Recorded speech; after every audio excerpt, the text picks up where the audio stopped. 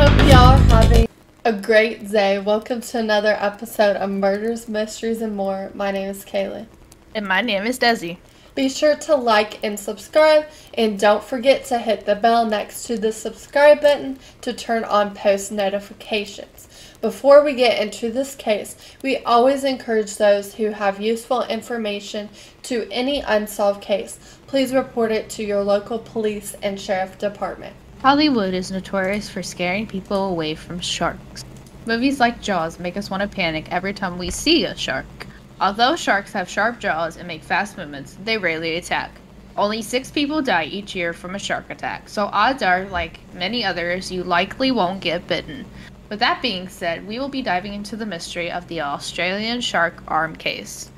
In 1935, during the Great Depression, Coogee Aquarium and swimming baths were struggling. Coogee Aquarium is located in Sydney, Australia. Bert Hobson was the owner of the aquarium. At the time, Hobson needed an idea to keep his business alive. April 18th, 1935, he went fishing with his son. What is absolutely crazy is that they caught a 14-foot tiger shark.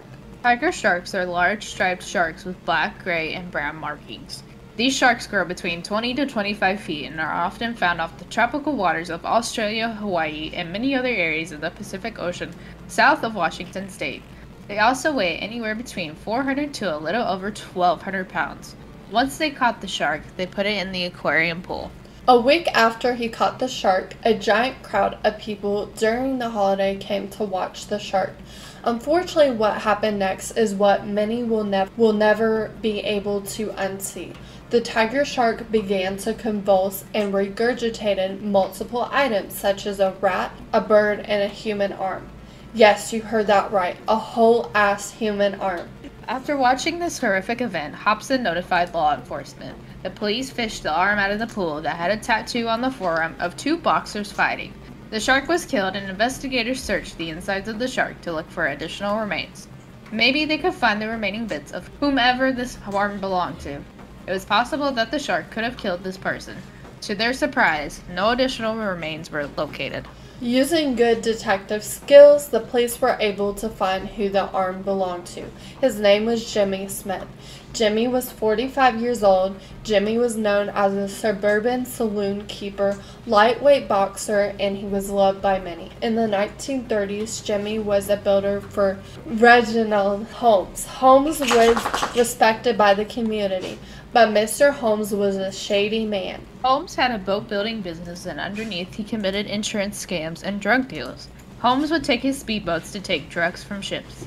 When Jimmy was working under contract for Holmes, he also participated in the criminal activity. Jimmy would scam construction companies out of materials and operate Holmes' speedboat. He took care of a boat he named the Pathfinder. Both Holmes and Jimmy worked for one of Jimmy's close friends, Patrick Brady. Patrick first got involved in crime during World War I. During this time, he learned how to forge signatures of military generals. These 3 men worked together to forge signatures for checks from rich clients of Holmes. Holmes and Jimmy had a disagreement over a check. Later on, it was stated that Jimmy blackmailed Holmes. Fast forward to April 7th, 1935. This is a little less than 2 weeks from when Hobson caught the tiger shark. Jimmy and Patrick were having a good time drinking and playing cards at Cecil Hotel. Later that night, they headed to Patrick's cottage. The cottage was located in the beach community of Cronulla. Many theorize this is where Patrick decided to kill Jimmy. A cab driver does state that he drove Patrick to Holmes's house that night. He mentioned that Patrick looked like a mess and had something hidden in his jacket. The cab driver was obviously fearing for his own life. Jimmy's wife was told that he had gone fishing. Day after day, Jimmy did not return home. His wife started to get a little worried. An anonymous person called, quote-unquote, they said, "Don't worry, Jimmy will be home by 3 days' time," end quote. However, Jimmy never showed up. Days later, the shark threw up the arm at Coogee Aquarium. May 17th, Patrick was arrested for forgery charges. Law enforcement officers tried interrogating Patrick for 6 hours straight. It was not successful. Officers questioned his wife. Patrick finally decided to make a statement because of this. Patrick stated that Holmes was involved in Jimmy's death. Police questioned Holmes, who stated he did not know Patrick. A few days later, Holmes was speeding by in his speedboat, a drink in a hand and a pistol in the other hand, in the Sydney harbor. Sheesh. According to many witnesses, Holmes was drunk and shot himself in the head with a pistol on the speedboat. He did not die. He was knocked into the water. A witness on another boat was with his children, he reported, being almost hit by Holmes's boat. You won't mistake him, he has a bullet hole in his forehead, end quote. Holmes climbs back into his boat and attempts to steer the boat back to Sydney Harbor. Police boats were chasing Holmes for a few hours until they caught him. Holmes told the police that his gunshot wound was from strangers that shot him, and he was trying to escape them. Holmes, like a dumbass he was, states he thought that the police were the people who shot him. That's why he was speeding away. Clearly, the big gunshot wound on his forehead did not help the situation at all. Holmes was not thinking straight. Holmes told police that Jimmy was dead and only one of them is left. Holmes states, quote unquote, "If you leave him, I will finish him tonight," end quote. That probably was not a bright idea to confess at all to the police. He's such a dummy. Holmes claims that Patrick's story was wrong, the one that claimed Holmes killed Jimmy. He says that Patrick brought the severed arm to blackmail Holmes and he was going to pin the murder on him. According to Holmes, he says that Patrick did indeed kill Jimmy, cut up his body, and placed the remains in a trunk.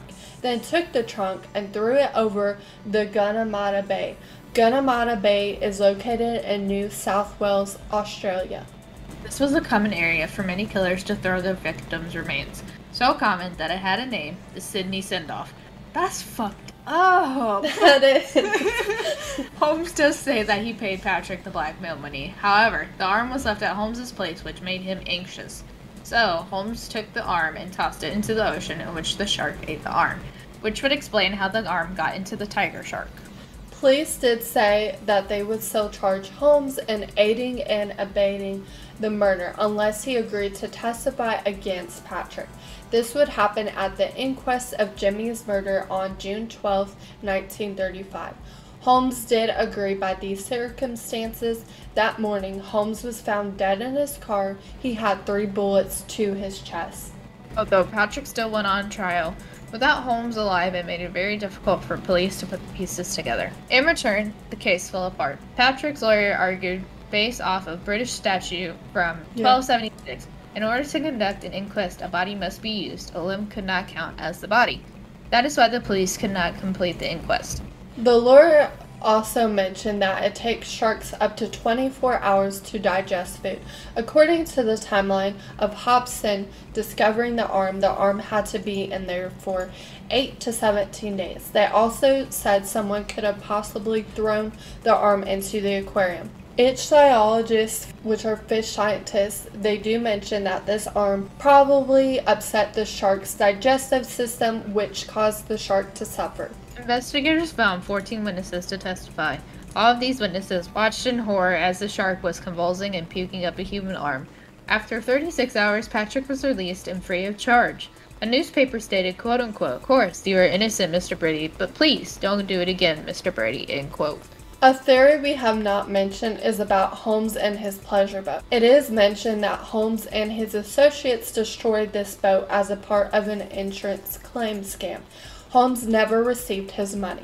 It is mentioned that potentially Jimmy told the police about the insurance scam that they were trying to pull off. The two of them together could have worked to have Jimmy killed. To this day, we have absolutely no idea how the arm got in the shark in the first place. There are many theories surrounding this case. As you can tell, all of these men are not so innocent as it seems. Unfortunately, due to Holmes' death, we may never know who truly killed Jimmy. We also do not know how Jimmy was killed, or if he was truly murdered. We have several questions. The first question is, did the shark suffer convulsions because of swallowing this human arm? Also, why did they kill the shark even though it's likely the shark didn't kill Jimmy? The scientists do claim that swallowing an arm is very unhealthy for sharks. It is possible that the shark swallowing these humans' remain is what upset the shark's digestive system. Sharks are not supposed to eat humans. Clearly, most of the time, sharks in the wild are not gonna attack humans unless they mistake them for something else, and more often than not they end up just spitting out the humans because they're unable to digest us. Like, they cannot digest humans, so it is possible that the shark swallowing this could have caused the shark to be in distress. It is very common during shark attacks, after a shark has attacked someone, that there are people that will unfortunately go out and try to find the shark, and they will kill the shark even though it's their natural instinct to protect themselves. And when they attack humans, it's only because they are trying to protect themselves. They believe that we're being a threat to them. But unfortunately, during, like I said, many times when people are bit by sharks, people will go out and find these sharks and kill them. And they probably also killed this shark as well because they were trying to see if there was any more remains of Jimmy, to see if, okay, maybe he died because of a shark attack. But unfortunately, they didn't find his body in the shark at all, so it is very, very, very unlikely that the shark was the one that actually killed him. When Patrick and Jimmy went back to the cottage after a fun night, that was the last time Jimmy was seen. Did Patrick kill Jimmy in the cottage, and if so, how? If, going back on what we've discovered and discussed, if Jimmy told the police about the insurance scam that Holmes tried to pull, then Patrick could have potentially killed Jimmy on the orders of Holmes or on his own will to get rid of him because he blew their scheme out the water and all that stuff. He could have done this with an object, which would have given him blood force trauma. He could have stabbed him. He could have poisoned him. There's multiple ways he could have done this, but without an actual body and without Holmes testifying, we don't know for sure if Patrick actually killed Jimmy. Yeah, I agree. Unfortunately, without the body, it makes it really difficult to say if he did kill him, and if so, how. It is mentioned that Patrick was a short man. He was 5'4", and some people, like the lawyers, try to say, oh, this is why Patrick shouldn't be guilty. But let me tell you, there are short-ass people that they can kill people. What could Patrick have been hiding in his pocket the night of Jimmy's supposed death?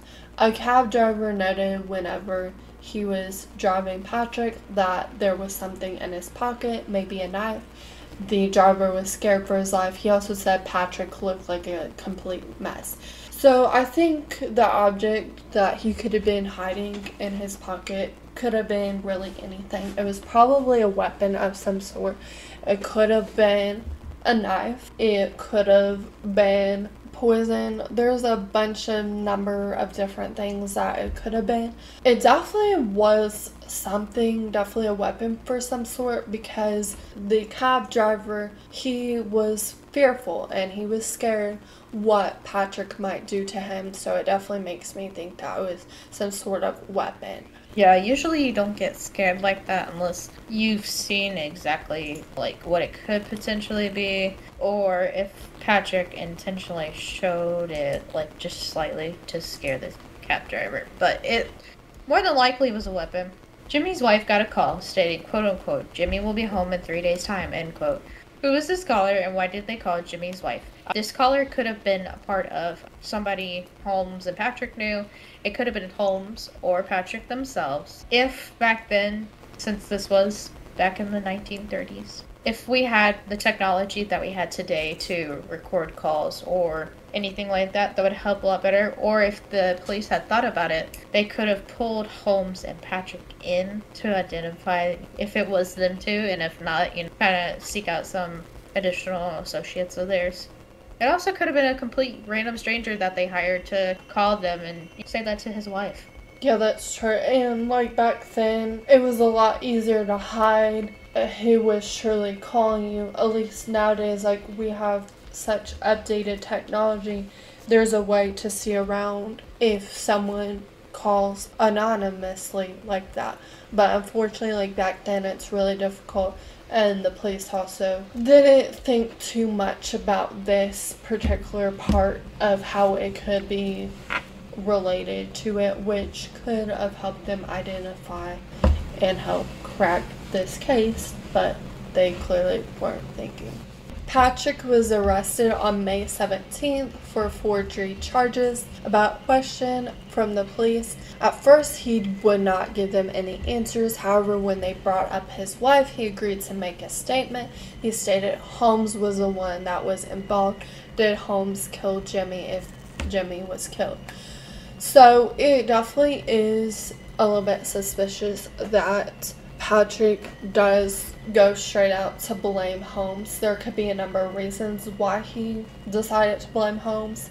He could have blamed Holmes because it was him and he wanted to throw Holmes under the bus and he wanted to get away with murdering Jimmy. Or it could have been, yes, Patrick was telling the truth, that Holmes was actually the one who did kill Jimmy, and that he at first answered because Holmes was involved in these other crimes, and he also probably didn't want to get charges for possibly aiding and abetting the murder of Jimmy with Holmes. So that is why he might not have made a statement at first, because he just kind of wanted to see, he didn't want it to be like pinned towards him.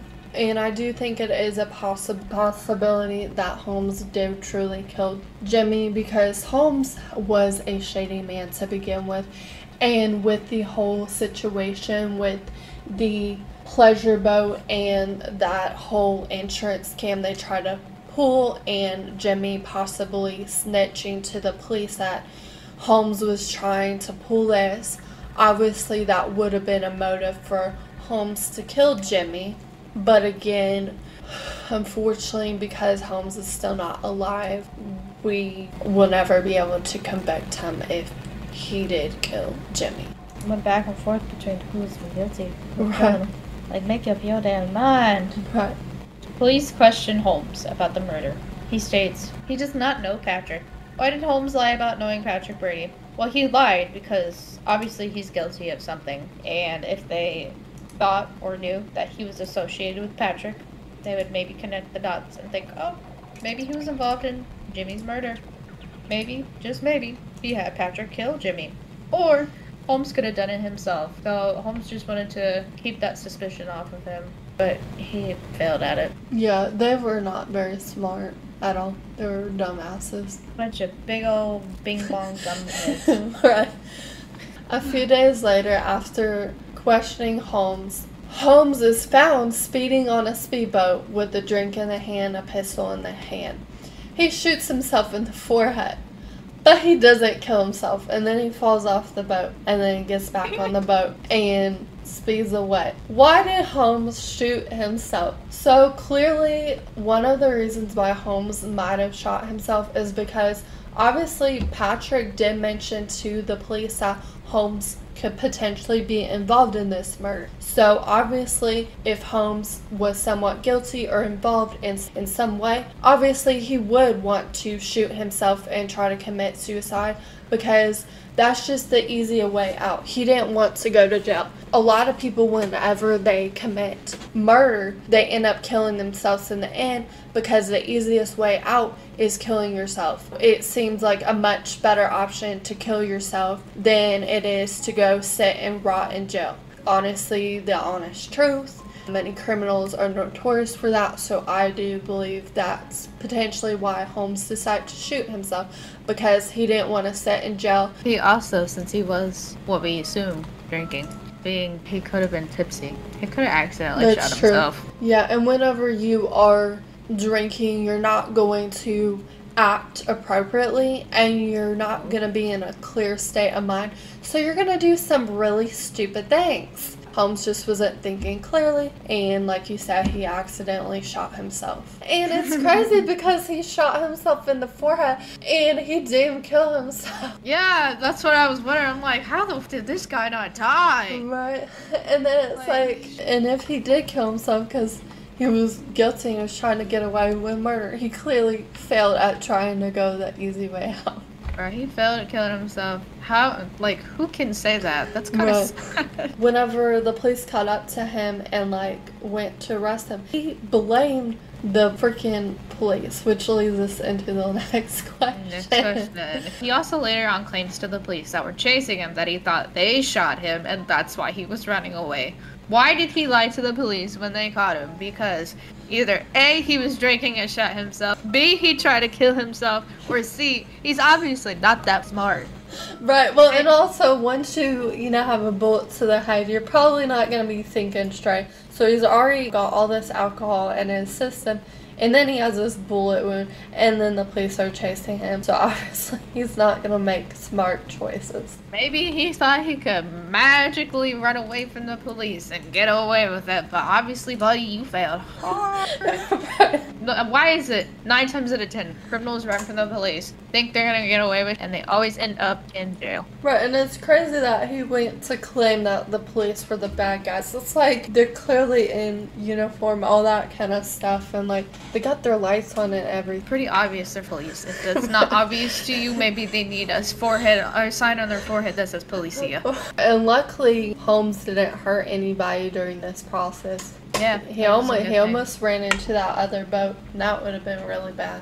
Holmes states that Patrick blackmailed him with the severed arm, so Holmes paid Patrick some money. Then Holmes says he threw Jimmy's severed arm into the ocean. Is Holmes telling the truth that Patrick is the one who killed Jimmy? It is kind of hard to tell if he really is telling the truth. Patrick could have blackmailed him, but after reading a lot of the other BS that Holmes pulled, it kind of makes me think that Holmes is not in his best state of mind, and this dude is obviously lying, and he's a terrible liar.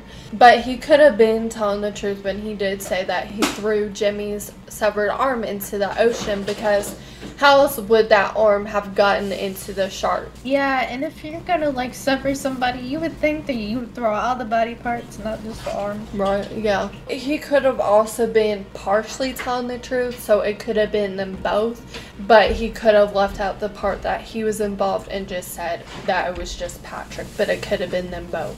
Police agreed not to charge Holmes if he testified against Patrick on June 12th at the inquest for Jimmy's murder. Holmes was found with 3 bullet wounds to the chest on the morning of June 12th. Did Holmes hire a hitman to kill him? It was noted that supposedly Holmes took out a life insurance policy before this happened. It's very possible he could have hired a hitman to kill him. He could have even faked his death, quotation marks right now. Could have faked his death to get this life insurance policy money. He also could have faked his death because he knew that Patrick would maybe eventually come after him. Decided to actually go through with testifying. Maybe Holmes decided to have a hitman kill himself because maybe he figured, I'm gonna go to jail anyways. Might as well, since I couldn't kill myself, have somebody else kill me.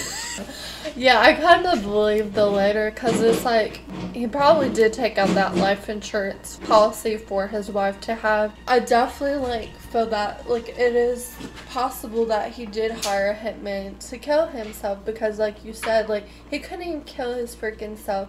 He was supposed to testify at this inquest, and if Holmes knew that he was unable to lie and was gonna have to tell the truth, and the truth wasn't pretty, and obviously the truth possibly was that Holmes did kill Jimmy. Obviously, hiring a hitman would have been the better option instead of going to jail. It's not just a coincidence for him to die that same morning where he's supposed to go to that inquest. It's not just a coincidence. That is why a hitman was hired, because he knew he couldn't testify. Yeah, he would basically commit perjury on the stand. Why did the police let Patrick go after a day and a half, even though it's clear Patrick was involved one way or another? So Patrick was involved one way or another, whether it was working under Holmes or on his own will. The main reason why the police ended up letting Patrick go is because a lawyer, which was Patrick's lawyer, mentioned the 1276 British statute. Under this statute, in order to convict someone of a murder, first of all, you're going to have the entire body. You cannot use a limb and claim it as the entire body and make that for a reason to convict someone of murder. You have to have the whole physical body. And they didn't have the rest of Jimmy's body. That's not enough evidence, even though it does seem like they're guilty. That's just not enough evidence to convict Patrick. Also, with Holmes having been dead, the 3 bullets to his chest, that takes him out of the equation, which is a big part of this case. And without Holmes being able to testify or tell his part, the police are going to be unable to convict Patrick because they don't really have anyone else to go off of. There was no quote-unquote witnesses on the day of Jimmy's murder, if he was murdered, seeing him physically murdered by Patrick. That is why the police ended up letting Patrick go, because there's just not enough evidence to support. Where is the rest of Jimmy's body? Why haven't we found the rest of his remains? Maybe he faked his own death. To get out of crime involvement with Patrick and Holmes, possible he could have faked his death. He could have chopped his arm off and threw it to the shark, who ate it, to kind of stir up his own death and get Patrick and Holmes in trouble with the law enforcement. It's also very possible that he could have been murdered, because anything is possible in this case, unfortunately. And the rest of his remains could be off in the ocean, could be buried, could be in a warehouse, could be anywhere. Yeah, could be in that Sydney Sentinel. Could be in there, could be in a freezer, in a warehouse. You never know, because unfortunately we don't have the whole story as to how this guy even got murdered. Could be in a volcano for all we know. Who knows? He could be out there living his best life with one Maybe arm. one day his ashes will erupt. Oh my god. What I was gonna say though is it would be a little bit harder for Jimmy to fake his own death. Now, I'm not saying that he could have not, because he could have so easily faked his own death, but it does seem like it would be pretty extreme to cut off your entire arm just to fake your own death. To be fair, both Patrick and Holmes were involved in a lot of really bad crimes, and obviously when you're in that sort of situation, you definitely want to try to get out if you can, and sometimes that means you might have to go to the most extreme option, which would be cutting off your entire arm and faking your own death. There's been people who cut off their fingerprint just to fake their own death. Patrick could have attempted to murder him and cut off his arm, but then Jimmy could have somehow gotten away and he could still be alive somewhere. You would think they would go after him if that was the case. Right. How did the arm get in the shark's body? There's really only a couple ways that it got in the shark's body. The first main reason is if Holmes really did throw Jimmy's arm into the ocean. The shark could have came across it and thought it was food and ate it, but it's still a little bit weird because sharks typically do not go for human remains, but you never know, they are attracted to blood. And so the shark swallowed the arm. You know, sharks all the time swallow plastic in the ocean even though it's not healthy for them. Or another option is that someone could have been there at the aquarium, stuck in somehow, and had Jimmy's severed arm, or Jimmy himself could have been there somehow. They tossed the arm into the tank with the shark to just get rid of the evidence. Those are really the only two ways. Also, like, this is 1935 and it didn't really specify about if this aquarium had good security or not, so someone easily could have just tossed it in the aquarium pool with the shark. Could Holmes and Patrick have been working together to kill Jimmy? Holmes and his associates tried to set their pleasure boat on fire for an insurance scam, and it was noted that Jimmy snitched to the police. Well, if he definitely snitched to the police and ran out their scam, it's very likely that they were working together to kill him, because they obviously couldn't trust him to shut his big mouth because he ratted them out. So, very possible. Also could have been associates or someone higher up than them. But yeah, this is an interesting take. It could have just been them both, and obviously Holmes could have blackmailed Patrick into this, and then in the end Patrick was going to tell the police about him actually being the one that blackmailed him, and then so Holmes was like, okay, I'm gonna kill myself because that's the easy way out. I do think that it's very possible that they were working together. What theory do we believe to be the most likely? So obviously the most likely theory is going to be any theory involving Holmes and Patrick. There is a small chance that Jimmy could have totally faked his own death, or that Jimmy still could have been alive, and Jimmy could have been still alive and Patrick could have tried to kill him, and that didn't happen. But I most likely believe that it was either both of them working together, because Jimmy snitched about the insurance scam and they both didn't want to get in trouble. And then Holmes, being a dick he was, Patrick shouldn't have killed Jimmy. Holmes could have basically just pinned it all on Patrick, even though it was them both. Or it could have been that Patrick did truly blackmail Holmes into this whole situation, that Holmes was never really involved. But the way Holmes was acting makes me think that he was very guilty. You don't just want to kill yourself multiple times for no reason, and then when you can't kill yourself, you go and hire a hitman who can successfully kill you. You don't just do that as a normal, sane person. They are crazy, though. They're crazy murdering people. Right. It's crazy that this happened in, like, Australia, and they got away with it so easily. They did, though. Because of a freaking statute from 1276. What if goes back that far? Like, that shows you how, like, messed up, like, the justice system is. Even in 1935, you'd think that they would have some sense in the justice system. And nope, they don't. They still listen to laws from 1276 when times were way, way different. That is, like, Greek mythology times there. Yeah, basically. What are we doing out here? Listening to these old-time laws. Thank you for listening to another episode of Murders, Mysteries, and More. Remember to always keep your eyes open. You never know when someone's creeping.